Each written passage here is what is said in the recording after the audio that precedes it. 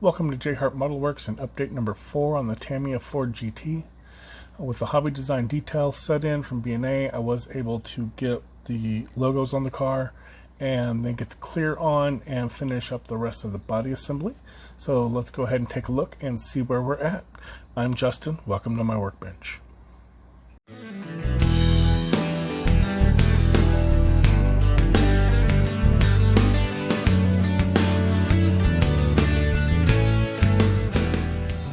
Alright, here we have the body. As I did point out, we were able to get the logos on. There's only two. There's Ford decal, but that is actually sitting on top of the photo etch emblem, and that raises that decal up slightly so that it's not just flat against the body. And you can kind of see with the way the light hits it that there's a little curve in there. Instead of it just being flat, it's got kind of a dome on it. The other decal is back here in the back, where you've got, that's actually a photo etch GT logo. You can really see the pearl under the clear. The clear came out fairly decent. It's not my best job. I had a nightmare with the clear coat, to be honest with you. It started out, the first coat was coming out real rough, and it just wasn't coming out of the airbrush at all. And as I was spraying it, it was like there just wasn't coverage. It was coming out kind of like a mist, even if I had like the whole thing pulled back. But I went ahead and I finished spraying it because I didn't want to start the entire paint process over. So I went ahead and finished spraying that coat. I was like, well, maybe I'll just add some more thinner to it because it was a little thick. And I think maybe my set of 2K clear from Zero Paints may be going bad. That's okay, because I ended up using almost all the rest of it, so I think I'm going to switch to Gravity and give Gravity a try on my next build, but we'll see. So it's coming out, it's not coming out hardly at all. It's real thick, or it feels like it's thick. It's just having a hard time coming out of the airbrush. Start the second coat, I'm starting to have the same kind of problems. And then as I get, because I started on this side and I was moving back, and as I get to this back into this fender, you can just barely see it right in there. I found out why the clear wasn't coming out when a tiny sliver of grass shot out of the airbrush and into the clear coat. Managed to use my tweezers and pick the grass out without too much damage to the clear, but it did kind of leave a kind of uneven spot. From that point, once that blade of grass came out, the clear started coming out. It's still a little thick, but it was shooting out, and it was shooting smoother. So I went back over this side and then sprayed the rest of the body, but there was a lot of orange peel. So that being said, I added some more thinner and prepared to shoot coat number 3. Coat number 3 went down. I ended up spraying a wet coat for coat number 3, but it still was not smooth. There was still a lot of orange peel, so I went ahead and I shot a 4th coat of clear, which I really didn't want to do. Shooting that 4th coat of clear caused me to lose some of my panel lines. These panel lines on this top, on the roof, did fill in a little bit. Actually, a lot. This is completely smooth on this one. After the 4th coat, it still had a little bit of orange peel. So I waited 24 hours and then sanded with Tamiya 1500 grit sanding sponge, followed that up with 2000 grit sanding sponge and 3000 grit sanding sponge. I then hit it with a piece of 5000 grit 3M Trizact. After the 5000 grit Trizact, I went ahead and used some Meguiar's rubbing compound on it with a rotary tool, and at that point it was smooth. I went ahead and did another round of polishing compound by hand just to finish it off. Then I hand polished it with some Meguiar's polishing compound and wrapped it all up with some good old-fashioned turtle wax. I did have a little bit of dust. I had a couple of spots in here where there were some, you can just make them out right there, where a little bit of dried clear shot out of the airbrush and got into the body. All in all, it came out, after being sanded and polished, it did come out pretty nice. It's much better than I expected it to be. But the way I was looking at that before I did all the sanding and polishing, it was looking real rough. So you can really see that pearl from that Tamiya Pearl Clear. You really get a good metallic look on here. You can really see the metal flake in the paint, and all in all, it came out real well. I want to go ahead and do a side-by-side real quick. This is the McLaren that I did. This is the exact same paint. This is the same McLaren Purple Pearl from Zero Paints.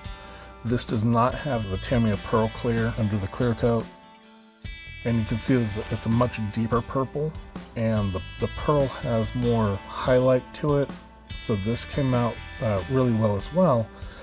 But I didn't want these two cars to look exactly the same, and I really think adding that pearl clear from Tamiya really lightened it up, gave it a little bit more of a light bluish hint to it. So I think that achieved that goal really well. They're both nice paint jobs, but again, like I said, my goal was to not have these two cars look exactly the same. We've gone ahead and put our engine cover in here, and we have our meshes.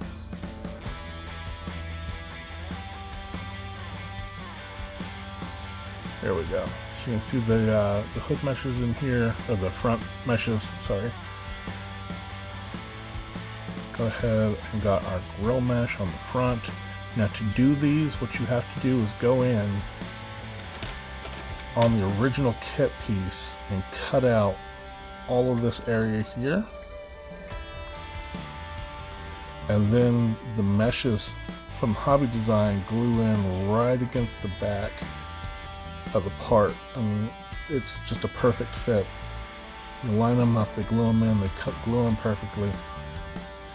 Now, I did have a little trouble getting them to take paint, but that's just a matter of painting on photo etch. I had to sand the crap out of it to kind of scuff it up, and then I could get some primer and some flat black to stick to it. We also went ahead and did our Scale Motorsport carbon fiber on here and sprayed that with some flat clear from Tamiya. I think that came out real nice. And we did the same on the back.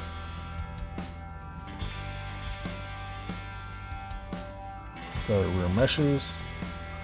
We also have these photo etch, and these photo etch reflectors in here are literally just the metal, and then I sprayed them with Tamiya's lacquer clear red, and you really get a gorgeous sheen on those reflectors. They look much more like reflectors than just decals would. Use some Mr. Color Super Metallic 2 titanium, and this came out gorgeous. I will definitely be getting some more of those super metallic colors. So those are the mesh parts where Tamiya wants you to do a decal over a clear part. They'll go there and there, and then again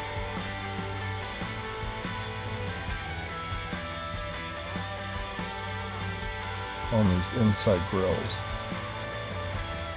And I found that what happens is if you use a clear part and then put the decal over, you get light reflecting off that clear part, and it looks solid instead of looking like a mesh. These are actual mesh, so you don't get that shine in there. There's also a set of meshes right in here. Got a little bit of super glue on those. They're not perfect.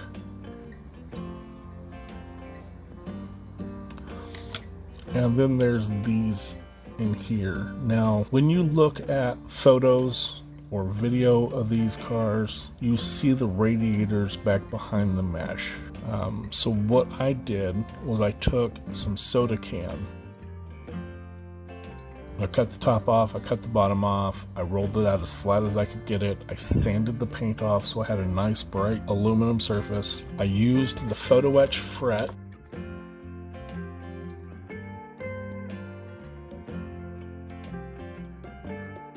So I use these photo etches frets to actually make the pattern. I just drew it with a Sharpie marker onto the aluminum, and then I used some scissors to cut the aluminum out.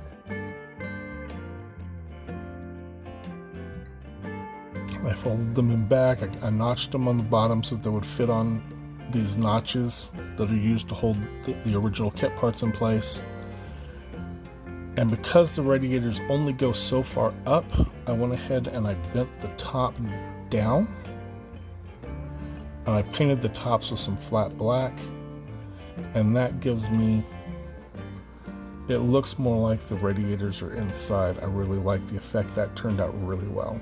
While I was waiting on that photo etch set to come in, I went ahead and I did the headlight assemblies. These are incredibly complicated. There's like 9 parts to the headlight assemblies, but they look gorgeous. We also have the photo etch parts in there for the daytime running light and turn signals. And I really like those a lot better than just putting some silver paint on there or using the decals from Tamiya. I think having the metal in there gives it a certain kind of reflection and shine. This camera is not picking it up at all, but it looks more like the original parts. Also, the way these sit in here is really nice. The clear parts glue in. There's kind of an indentation in the body up here. And then there's another one that's right here underneath this black part. It fits real snug in there. It's real hard to mess it up. Once it's in, you know it's in. And then after that's in, you then glue the headlight portion. Glues in over here, far away from the glass. And then there's another kind of a locating pin right here, so you get good positive location on that as well. So that really fits snug, and I think those turned out really well. I didn't get any glue on anything. The glue parts are far away from any of the main front surfaces, so I think that's really well designed by Tamiya. We have our reflectors, which are just some Vallejo silver back behind the clear parts, and then the front of the clear parts are done in Tamiya's clear orange and clear red. The tail lights, you actually paint the inside just of the outside ring of the tail lights, and the centers are left clear. And because they glue into this flat black part, you don't see it as well, but you can still kind of see in there. There are some photo etch meshes in there that's part of the hobby design kit, and that takes some of the light away. It takes some of the shine off. If I were to do this again, what I would probably do is actually drill out.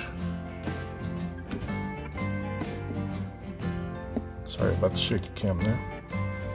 I would probably drill out the center of both the black parts and the clear part, because these are actually vents on the real car. This is not solid in that center part. It's clear all the way. It's hollow all the way through. So I would probably drill those out if I were to build this again, so that you don't have the reflection coming off that clear in there, and you can see through it like you would the original car. We have our mirrors finished off. So we've got our Skull Motorsport carbon fiber with some of the Tamiya flat clear over it, and then the 2K gloss clear on the purple pearl headlights. These are just going to sit right in here.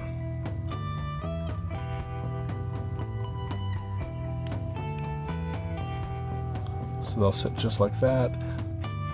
I haven't glued them in because I won't glue the rearview mirrors on until I'm right about to put the body onto the chassis. If I glue them on now, I run a risk of, at some point in time while I'm getting ready to make the body or whatnot, I run the risk of hitting them on something, breaking them off, possibly breaking the parts. So I wait until the very last minute to put the rearview mirrors on. And another thing that will go in right before putting the body on is the glass. So we masked off and painted the glass.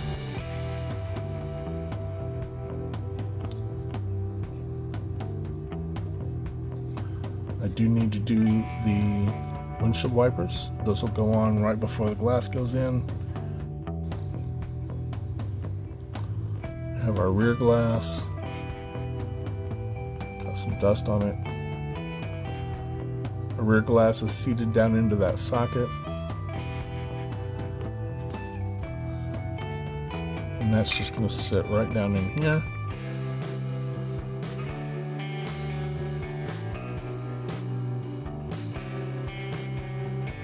It's got very positive locating points, so you know where it's supposed to go.